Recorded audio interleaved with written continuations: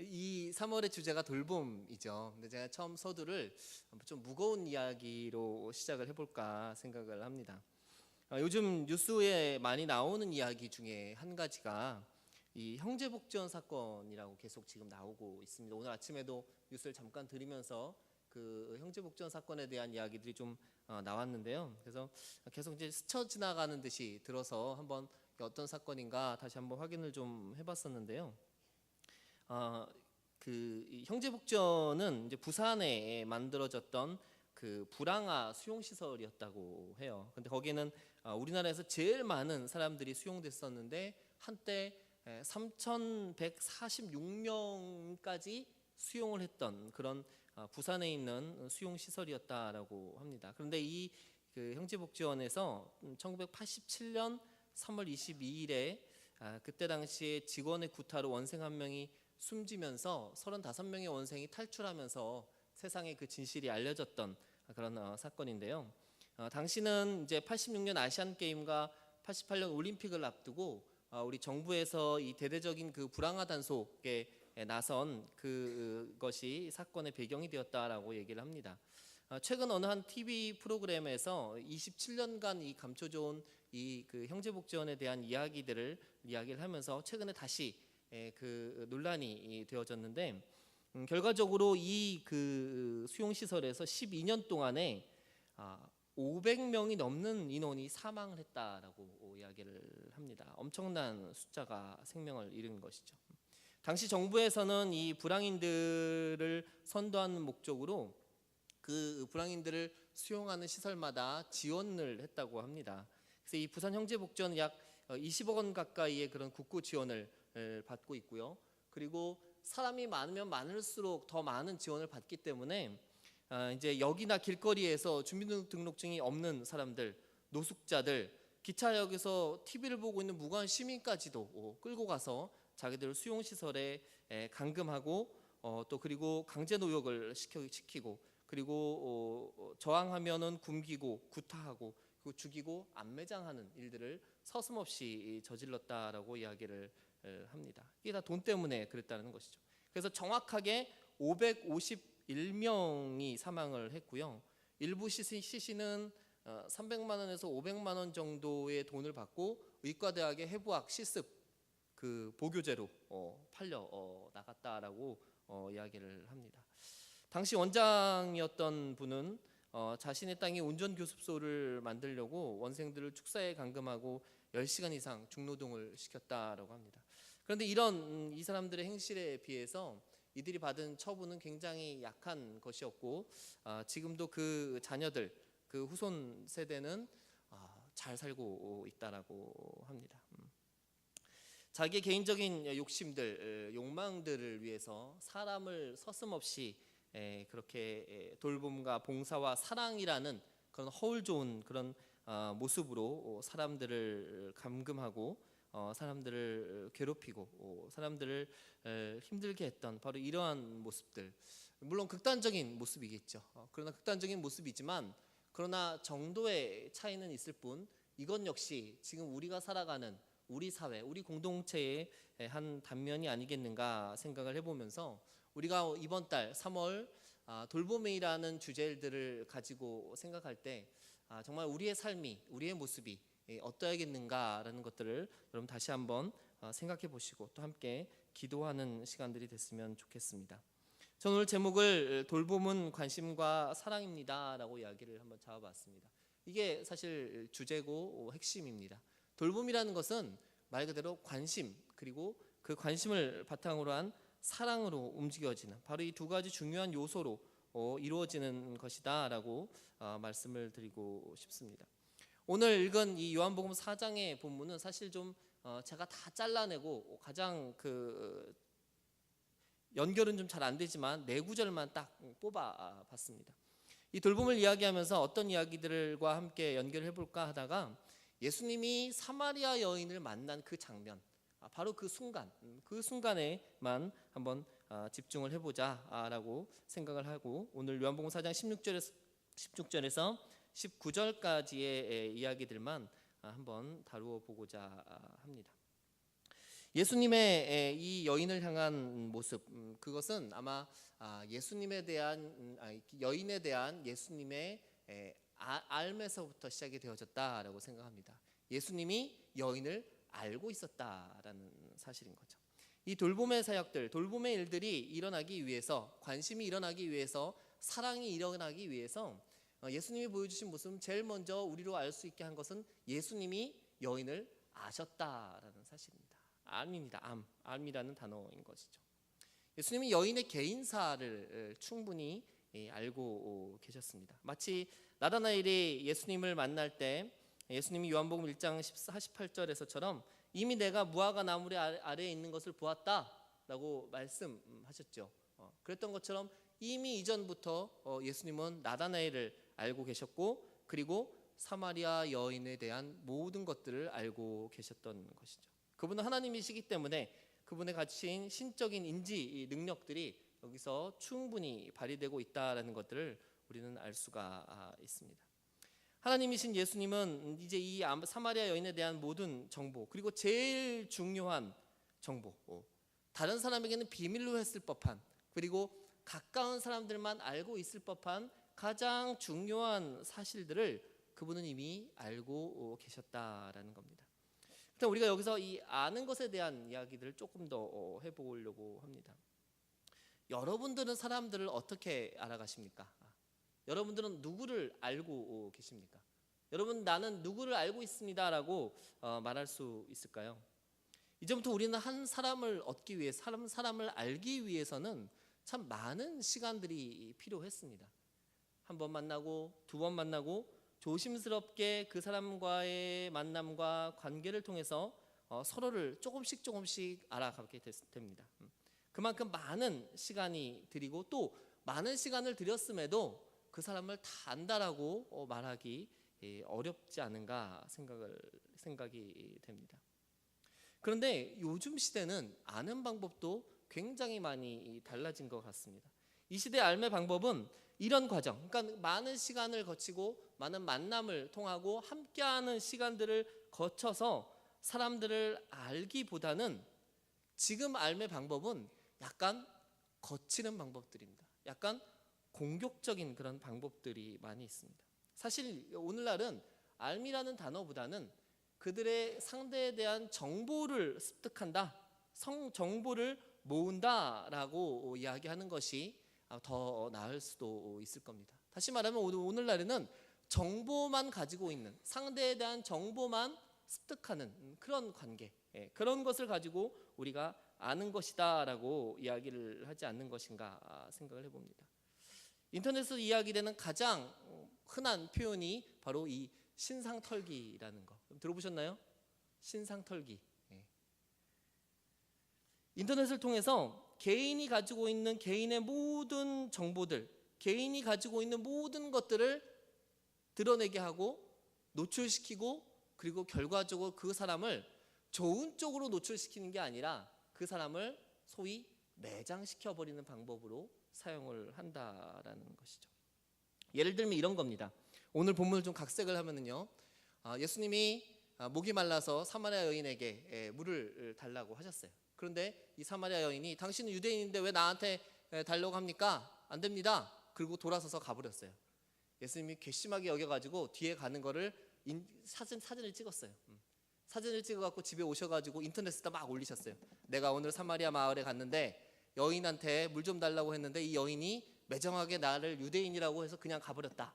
바로 이 여인이다. 그래서 뒷모습 사진을 딱 올렸습니다. 그러면 이제 거기에 분개한 유대인 그 인터넷 그 용사들이, 인터넷 워리어라고 하는데, 그들이 그 사진을 가지고 그 여인의 정보를 찾습니다. 먼저 그 여인이 맨 물동에 상표를 찾습니다. 그 여인이 입은 옷의 상표를 찾습니다. 그가 가고 있는 그 배경을 찾습니다. 기가 막히게 그 여인의 집과 주소와 살아가고 있는 방법들을 다 찾아냅니다. 심지어 그가 첫 번째 남편과 찍은 사진, 두 번째 남편과 찍은 사진, 세 번째 남편과 찍은 인터넷에 떠도는 모든 사진을 끌어모아서 결국 그녀를 그렇게 매도합니다. 이 여자는 남자가 많은 여자다. 남편이 5명이나 있는 나쁜 여자다. 음란한 여자다. 이 사람은 아주 행실이 나쁜 여자다. 그렇게 해서 온 사람들이 볼 수 있도록 인터넷에 쫙 다 뿌려버립니다. 그럼 그 여인은 어떻게 될까요? 그 여인은 낮에도 물들어 나오지 못하는 그런 존재가 되는 겁니다. 그렇게 죽어가는 존재가 된다라는 겁니다. 그렇게 세상에서 고립시킨다라는 겁니다. 이게 오늘날의 세상입니다. 많은 사람들이 안다라고 하는 것을 그들이 가지고 있는 몇몇의 정보를 가지고 사람들을 정의해 버립니다. 보여지는 것들, 자기들이 습득한 그 몇 가지 정보만을 가지고 이 사람은 이런 사람이다, 좋은 사람이다, 나쁜 사람이다, 그렇게 정해 버린다라는 겁니다. 또 심지어 그런 정보를 가지고 자기의 그 어떤 이익을 또 추구하기도 하죠. 1년 전이었던 것 같아요. 모르는 전화로 저한테 전화가 왔었습니다. 그래도 여자 목소리인 거예요. 또 긴장했죠. 모르는 전화, 모르는 번호에 모르는 여자. 그런데 선배님이라고 얘기를 하는 겁니다. 그러면서 제가 아는 후배, 여자 후배의 이름을 대면서 나는 누구다라고 이야기를 하는 겁니다. 그 제가 오랜만에, 너무너무 오랜만에 통화하는 후배여서 잘 지내냐, 어떻게 지내냐, 결혼은 했냐, 애는 몇 낳냐, 언뜻 제가 예전에 들은 게 있어서 그냥 물어봤죠. 거의 정확하게 대답을 한 거예요. 근데 끝머리에 그런 얘기를 하는 겁니다. 내가 그동안 쉬다가 요즘 다시 일을 시작하는데 뭐 땡땡 잡지 요즘 그 구독을 좀 하면 어떨까, 그 얘기를 합니다. 문득 이게 돈 들어가는 건 저도 결정 못 하잖아요. 그래, 그럼 내가 한번 생각해보고 다시 연락할게. 그러고 나서 이제 끊었어요. 그런데 우리 그 동문 이제 그 사이트가 있는데, 동문 사이트 어느 날 글이 올라오는 겁니다. 한 후배가 우리 동기 누구의 이름으로 이렇게 구독하라는 문자가 전화가 왔습니다. 이런 거 받으신 적 있습니까? 전화번호까지 비교해보니까 똑같은 거예요. 무작위로 얻어낸 전화를 가지고, 번호를 가지고 그 사람인 척하면서, 동문인 척하면서, 오랜만에 연결하는 그런 동문인 척하면서 사람들에게 자기의 목적을 추구하고 있는 바로 그러한 사람들, 그러한 모습들, 그들의 그런 어떤 안다라고 하는 그런 모습들이 거기서도 나타나는 거죠. 또 반대로 이런 것도 있습니다. 아주 권위적인 삶도 있는 것 같습니다. 그러니까 이거는 사실 알 필요가 없다라는 그런 입장인 거죠. 잘못된 인식, 잘못된 그런 어떤 그 방식으로 표현되어지는 것인데요. 자기가 가지고 있는 권위, 자기가 가지고 있는 권력, 자기가 가지고 있는 위치로 말미암아 사람들에 대해서 알 필요가 없다라고 생각하는 사람들이 또 있다는 사실입니다. 자기 스스로 생각하는 자신의 권력의 힘에 빠져서 무조건 명령만 하려고 하는 사람들도 있다라는 겁니다. 상대가 누군지, 어떠한 사람인지, 어떠한 일을 할 수 있는 사람인지, 주변에 어떠한 사람들이 있는지 알려고 하지도 않고 알고 싶어 하지도 않는 사람들입니다. 중요한 건 내가 더 권력이 있다라는 것만 알고 있는 사람들인 거죠. 이런 사람들에게 있어서 중요한 알은 나보다 힘이 센 사람이 더 누군가, 나에게 명령하는 사람이 누군가, 내가 잘 보여야 하는 사람이 누군가에 대한 알만을 추구하는 그런 사람들이라는 겁니다. 이들은 무조건 일방통행적인 모습으로 그런 권위주의와 권력을 가지고 소통하려고 하는 그런 사람들, 이런 모습들도 또 우리가 가지고 있는 우리 사람들의 또 단면이기도 합니다. 돌봄은요, 우리가 만나는 사람들, 우리가 돌봄을 행하려고 하는 그 모든 상대방을 진정으로 그들을 알아가는 것에서부터, 알아가는 것으로 말미암아 이루어지는 것이다라고 분명히 얘기하고 싶습니다. 돌봄은 일방적인 것이기도 하지만 그 사람들이 도와주고 베풀어주고 시혜를 베푸는 그런 모습일 수도 있겠지만, 그러나 무작정적인 그 권위주의적인 그런 모습이 아니라 내가 어떠한 사람들을 만나고 있는가, 내가 어떠한 사람들을 도와줘야 되는가, 내가 어떠한 사람들을 보살펴줘야 되는가에 대해서도 알아야 된다라는 겁니다. 그것에 대한 대표적인 이야기가 있다면 그것은 아마 실화를 바탕으로 만들어졌던 영화 패치 아담스라는 영화, 여러분 기억하실 겁니다. 미국의 한때 의사들이 굉장한 그 권위주의적인 그 위치에 있었다라고 합니다.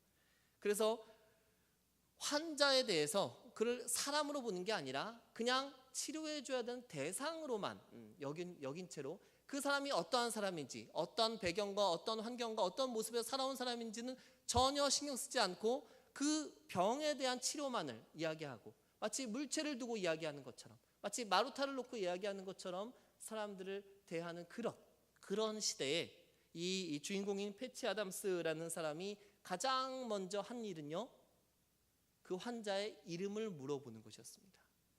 당신의 이름은 무엇입니까? 누워있는 환자를 향해서 이 환자는 어디가 아프고 어디가 아프고 어디가 아프다라는 그 의사, 그 교수의 말에 대해서 이 환자의 이름은 무엇입니까? 라고 질문했을 때 아무도 환자의 이름을 대답하지 못했다라는 겁니다.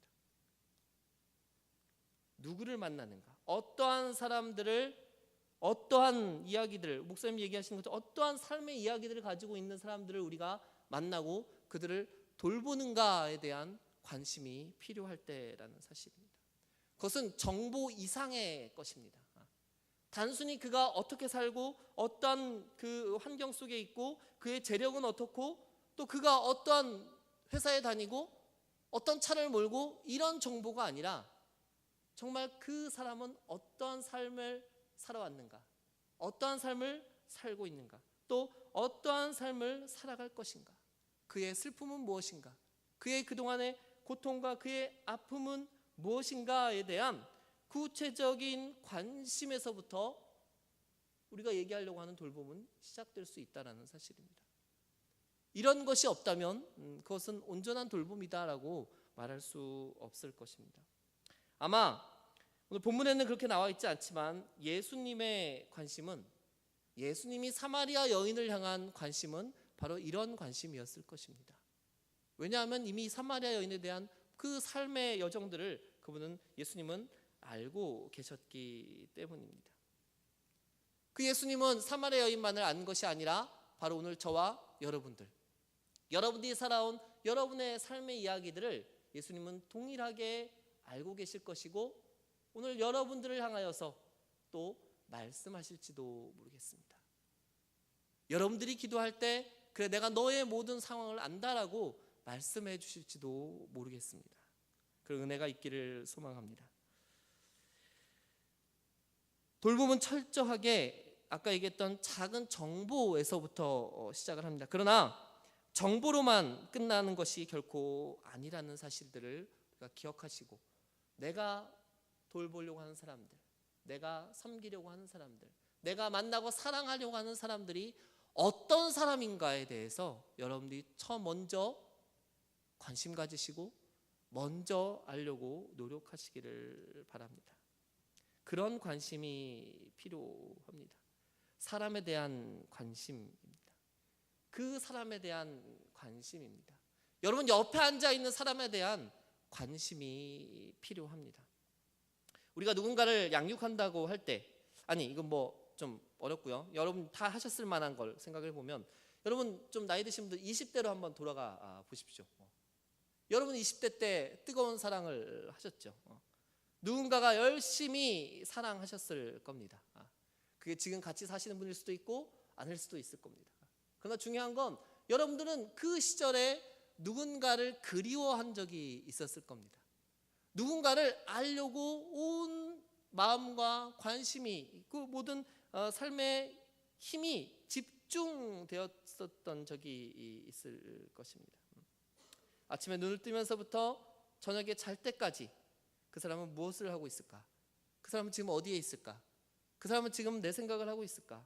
궁금하고 보고 싶고 만나고 싶고 같이 있고 싶고 또 그렇게까지는 아닐지라도 그러한 관심들이 항상 여러분들의 모든 것들을 지배했을 것입니다. 일을 해도 일을 하는 것이 아니라 그 사랑하는 사람에 대한 생각, 그리움 이런 것에 가득 차 있었을 것입니다. 그러한 관심이 필요합니다.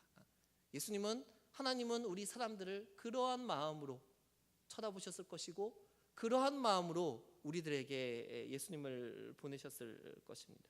어떻게 우리가 그런 관심을 만들어갈 수 있을까요?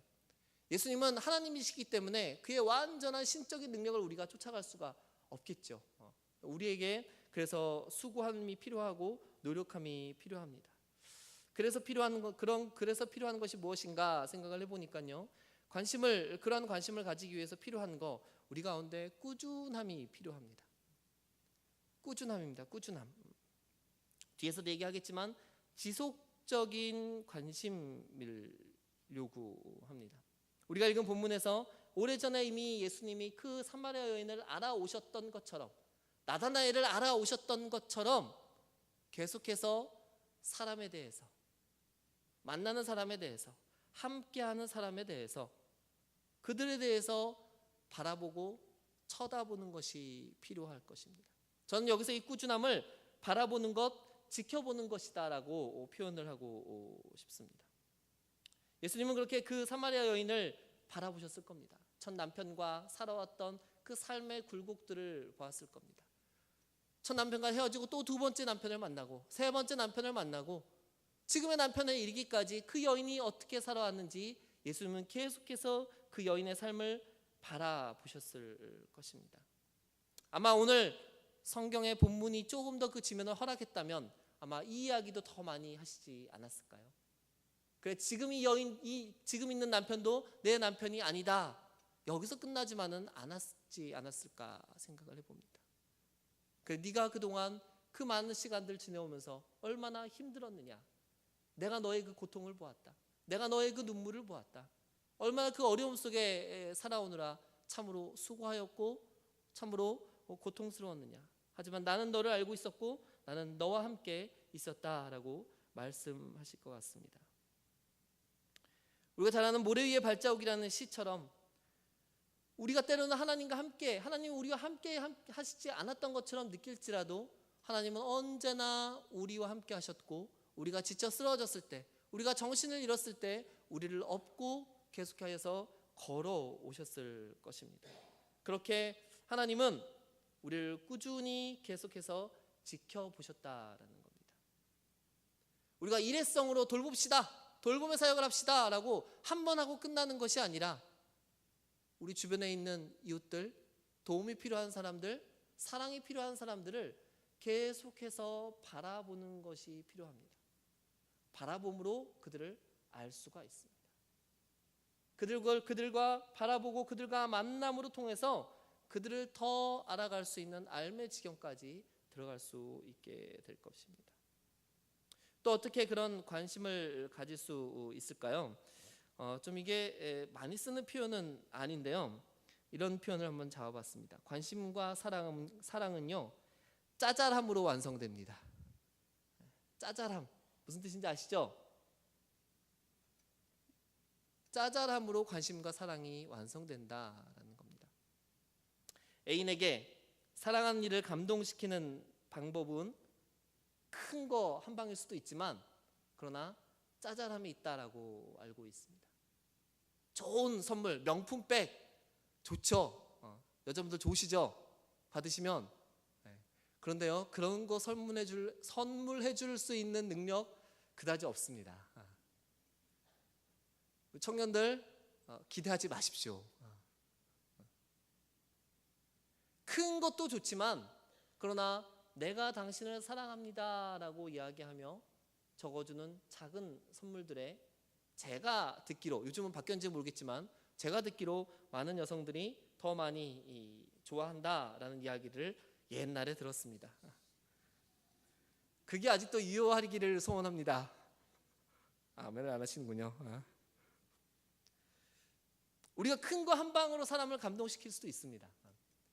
능력이 있어서 좋은 것으로 사랑하는 사람들을 감동시킬 수도 있을 겁니다. 다시 말씀드리지만 그럴 수 있는 사람은 많지 않다라는 겁니다. 더 필요한 것은 내가 당신에게 관심이 있습니다, 내가 당신을 사랑합니다, 내가 당신에게 내 삶을 드리겠습니다 라는 그런 작은 표현들, 조그마한 표현들을 통해서 우리의 사랑이, 우리의 관심이 저는 완성되어 줄 수 있다라고 믿습니다.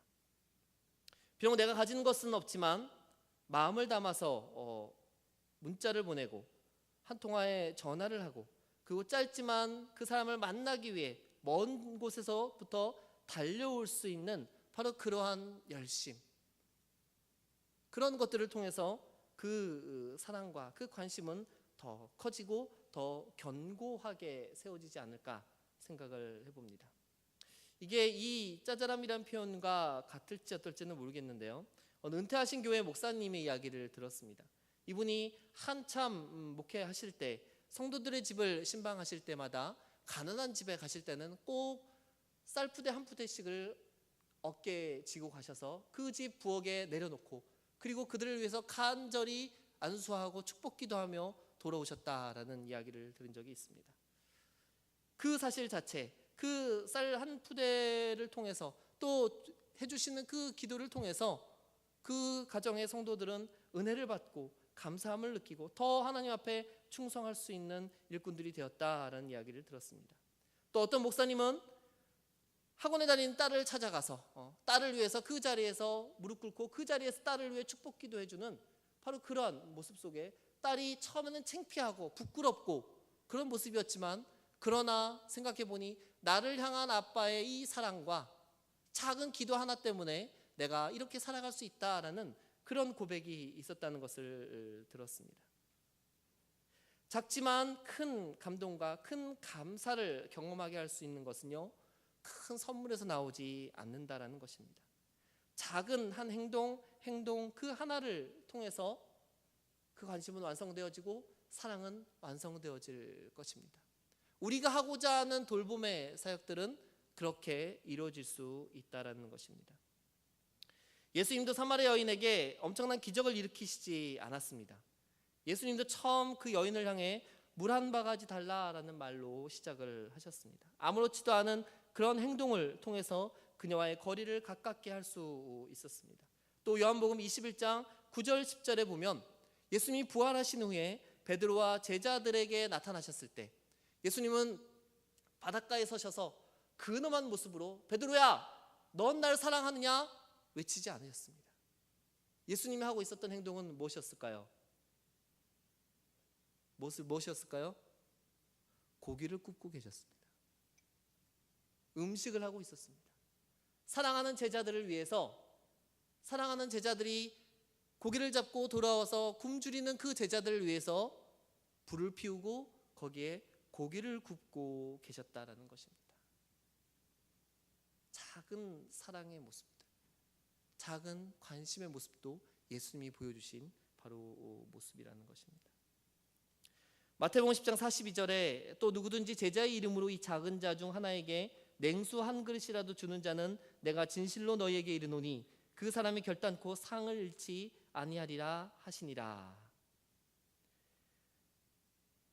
냉수 한 그릇을 주는 작은 그 행동을 말미암아 그는 상을 받을 수 있다라는 것입니다. 어린 자, 작은 자를 향하여 섬기는 바로 이 작은 행동 하나가 결국 예수님을 향한, 하나님을 향한 행동이라는 것입니다. 이것이 돌봄의 사역입니다. 이것을 통해 우리가 사람을 향한 관심이 계속해서 유지될 수 있다는 것입니다. 예수님은 우리에게 순교를 원하지 않습니다. 필요에 따라서 순교할 수도 있겠죠. 그러나 특별한 사람들에게 그런 것들을 원하실 것입니다. 저와 여러분에게 지금 원하시는 것은 순교가 아니라, 큰 거 한 방울 터뜨리는 것이 아니라 그런 짜잘한 관심과 사랑, 그러한 작은 행동들을 지금 우리에게 행하기를 원하고 계시다라는 것입니다. 그래서 우리에게 지금 요구되어지는 것, 지속적인 암과 그 관심, 짜잘한 돌봄이 필요합니다. 여기서 말하는 지속적이다라는 것은 이제 행동을 이야기하는 것입니다. 여러분, 듣기 좋은 것에만 머무르지 마십시오.